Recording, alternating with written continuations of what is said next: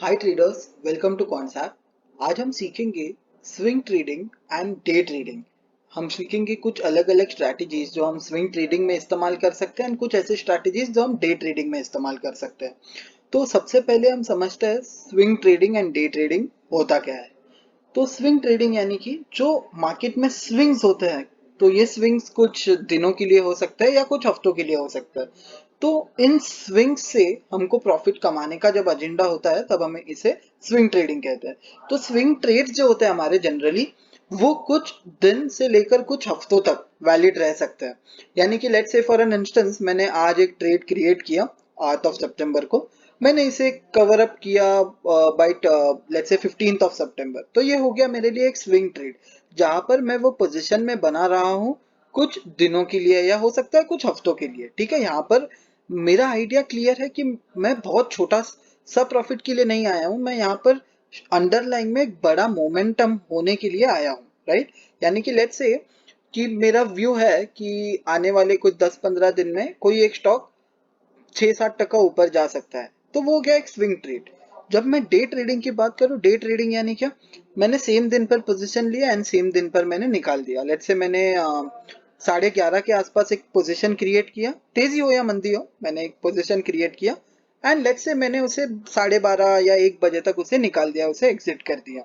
तो वो हो गया डे ट्रेडिंग। डे ट्रेडिंग माने कि हम सेम दिन पर वो पोजीशन एग्जिट कर रहे हैं, सेम दिन वो पोजीशन क्लोज कर रहे हैं। ठीक है। तो आज हम समझेंगे स्विंग ट्रेडिंग स्ट्रैटेजीज को हम किस तरीके, मतलब क्या क्या तरीके के स्विंग ट्रेडिंग स्ट्रैटेजीज हो सकती है मार्केट में।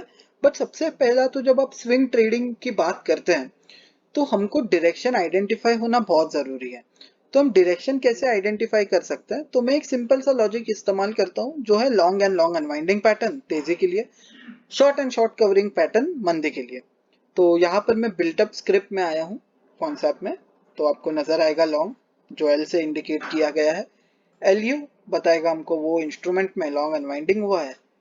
शॉर्ट हमको बताएगा कि वो इंस्ट्रूमेंट में शॉर्ट बिल्टअप हुआ है। शॉर्ट कवरिंग हमको बताएगा वो इंस्ट्रूमेंट में शॉर्ट कवरिंग हुआ है। ठीक है। तो अगर मुझे तेजी ढूंढना है तो मैं क्या ढूंढूंगा, मैं ढूंढूंगा ऐसे सारे स्टॉक्स जिनमें पिछले कुछ दिनों में लॉन्ग एंड लॉन्ग अनवाइंडिंग का एक स्ट्रक्चर हो। तो ठीक है, मैं यहाँ पर आता हूँ साइकिल में। तो यहाँ पर आप देख ले लुक बैक पीरियड, ये हमको बता रहा है कि कितने दिन का हिस्टोरिकल डेटा मैं देखने चाहता हूँ। तो यहाँ पर मैं 20 सिलेक्ट करता हूँ, दैट मीन्स कि मैं पिछले 20 दिनों का डेटा देखना चाहता हूँ। तो हर एक दिन पर क्या बिल्टअप आया ये बॉक्सेस हमको बता रहे हैं। रीडिंग यानी कि मैं खोजना क्या चाहता हूँ, तो मैं कह रहा हूँ कि मैं लॉन्ग एंड लॉन्ग अनवाइंडिंग खोजना चाहता हूँ कि 20 दिनों में से या तो लॉन्ग खोजना है या तो लॉन्ग अनवाइंडिंग खोजना है।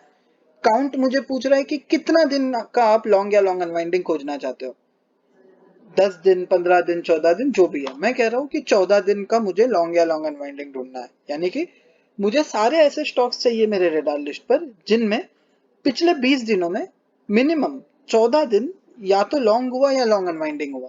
एंड फिर अप्लाई हिट करूंगा, देन सारा ये जो नॉइज था वो सारा सारा नॉइज हट जाएगा। एंड हमारे स्क्रीन पर ऐसे ही स्टॉक्स रहेंगे जिनमें लॉन्ग एंड लॉन्ग अनवाइंडिंग का पैटर्न हो। आप देखेंगे ना, तो भारत फोर्स देखिए ज्यादा कुछ शॉर्ट बिल्टअप हुआ नहीं है यहाँ पर। आप जीएमआर इंफ्रा देखेंगे ज्यादा कुछ शॉर्ट बिल्टअप हुआ नहीं है, स्टॉक में एक अच्छा मोमेंटम आ रहा है, राइट।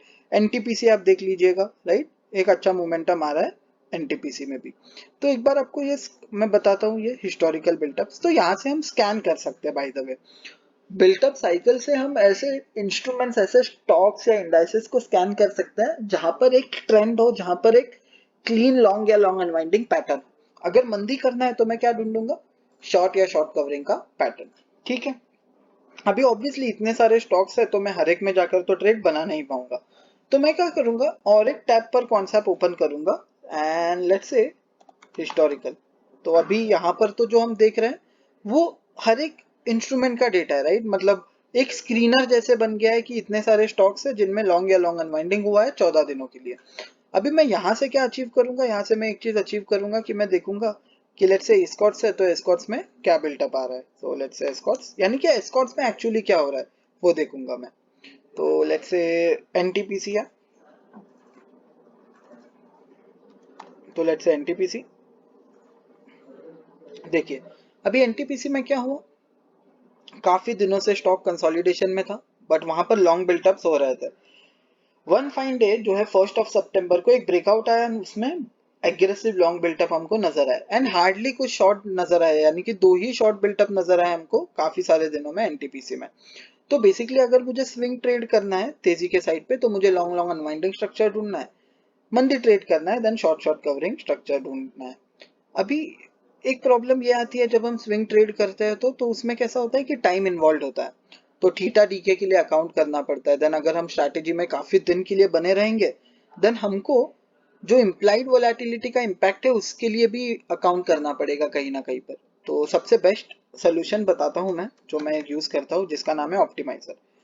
ऑप्टिमाइजर एक ऐसा एल्गोरिदम है जो out of millions of option trading strategies में से हमारे लिए बेस्ट ऑप्शन ट्रेडिंग स्ट्रैटेजी खोज कर देगा। लेट्स से मेरा फोरकास्ट है निफ्टी पर तेजी कि मैं सोच रहा हूँ निफ्टी पर तेजी आ सकता है।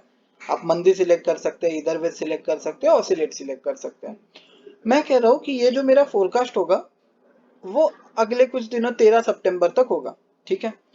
टारगेट मैं कह रहा हूँ मार्केट में, मैं सोच रहा हूँ 20,000 तक के लेवल्स हमको देखने मिलेंगे, ओके। स्टॉप लॉस मैं कह रहा हूँ कि 19,700 पर मैं स्टॉप लॉस लगा रहा हूँ।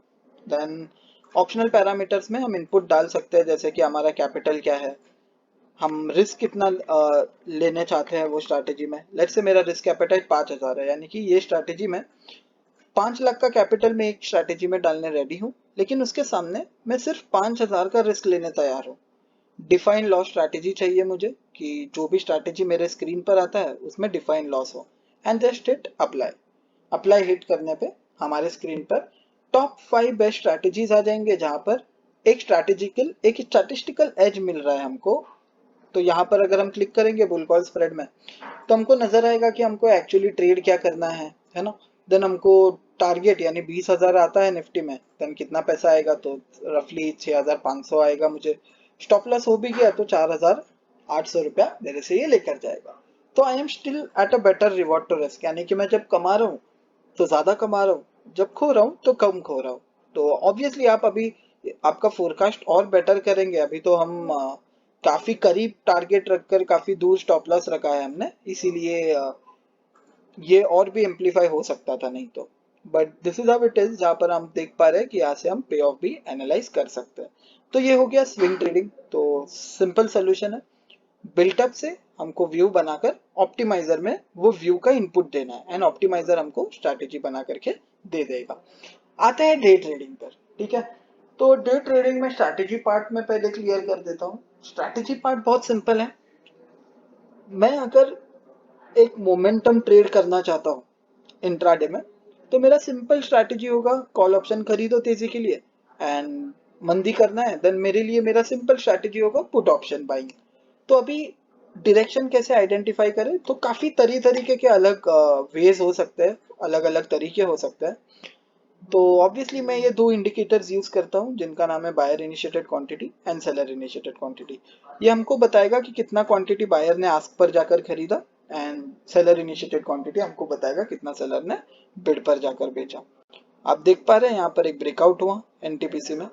जैसे ही ये ब्रेकआउट हुआ, ये ब्रेकआउट सस्टेन हुआ। तो ये क्यों सस्टेन हुआ, क्योंकि ये ब्रेकआउट पर एग्रेसिवली किसी ने बाय किया था आस्क प्राइस पर।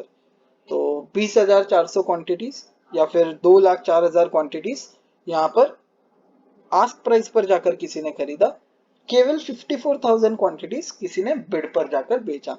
तो सिंपल है, मैं यहाँ पर क्या ढूंढता हूँ, एक ब्रेकआउट एंड वो ब्रेकआउट में एग्रेसिव बाइंग, जो मुझे बताएगा कि यहाँ से हो सकता है कि इंस्ट्रूमेंट ऊपर सस्टेन करे।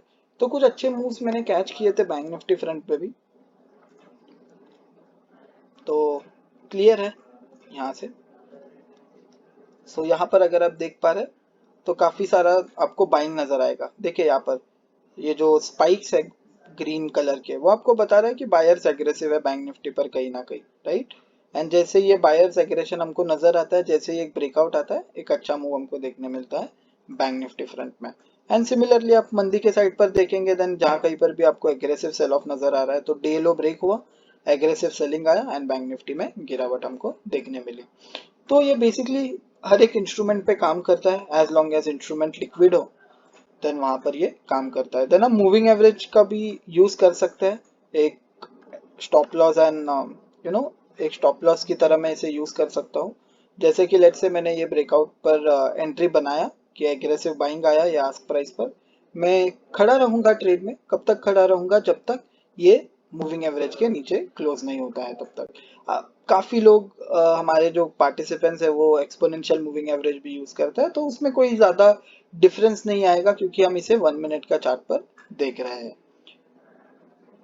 तो यहाँ पर स्ट्रैटेजी सिंपल होगा इंट्राडे ट्रेडिंग में, कि मैं तेजी करूंगा तो सिंपली जाकर एक प्लेन वेनिला कॉल ऑप्शन खरीदना है, मंदी करना है देन मैं जाकर पुट ऑप्शन खरीदूंगा। तो लिंक डिस्क्रिप्शन बॉक्स में होगा, जरूर से अनलॉक कीजिए built up and order and trade analytics को, एंड ऐड कीजिए एक एज आपके स्विंग एंड डे ट्रेडिंग में।